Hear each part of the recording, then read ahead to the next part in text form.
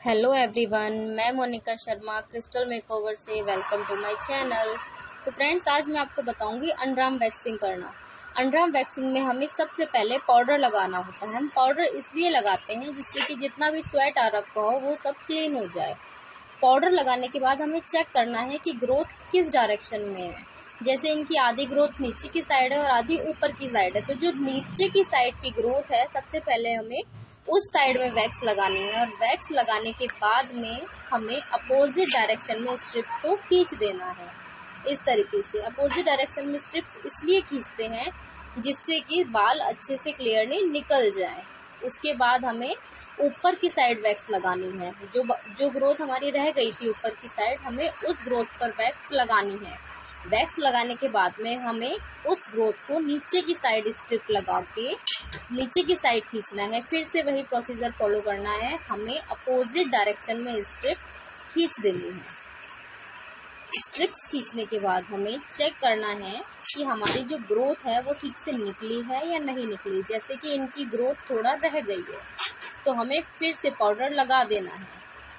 Powder लगाने के बाद हमें फिर से ग्रोथ चेक करके फिर से वैक्स लगा देनी है। वैक्स लगाने के बाद हमें चेक करना है कि किस डायरेक्शन में हमने वैक्स लगाई है। जिस भी डायरेक्शन में हमने वैक्स लगाई है उससे अपोजिट डायरेक्शन में हमें फिर से स्ट्रिप्स को खींच देना है। अभी देखिए किस तरीके से हम इनकी स्ट्रिप्स को खींच रहे हैं। ये जो कस्टमर थी, इनकी जो ग्रोथ थी वो काफ़ी ज़्यादा थी, बिकॉज इन्होंने 2 मंथ बाद अंडरआर्म वैक्सिंग अपनी कराई थी। तो देखिए अब बिल्कुल क्लीन हो चुका है।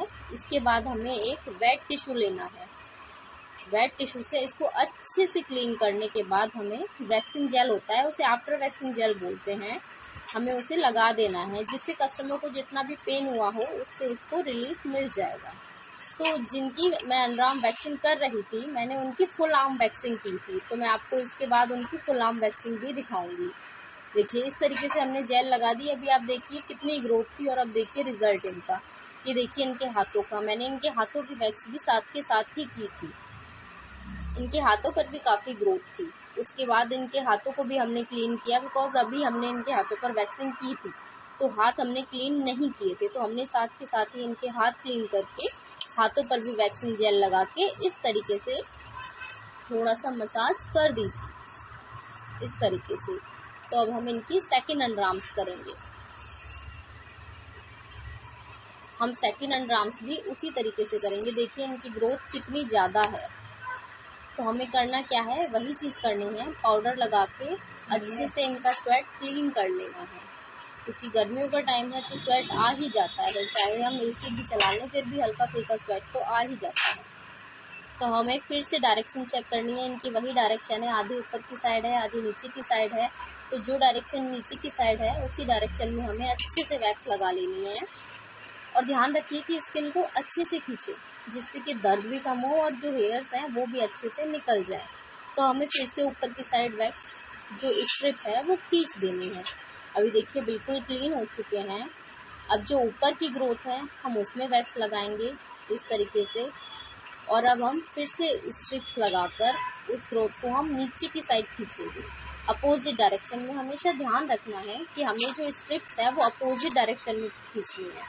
अभी देखिए इनकी थोड़ी सी ग्रोथ रह गई थी तो हमने फिर से पाउडर लगाया और फिर से उसी डायरेक्शन को चेक करके जिस डायरेक्शन में भी बाल रह गए थे उसी डायरेक्शन में हमने इनको वैक्स लगा दी इस तरीके से, और फिर से अपोजिट डायरेक्शन में हमने स्ट्रिप खींच दी इस तरीके से। अब देखिए रिजल्ट आपके सामने है। पहले का रिजल्ट देखिए और अब का रिजल्ट देखिए। हमें फिर से वही प्रोसीजर फॉलो करना है। वेट टिश्यू लेना है और इनके अंडरआर्म्स को क्लीन करना है। उसके बाद वैक्सिंग जेल लगा देना है।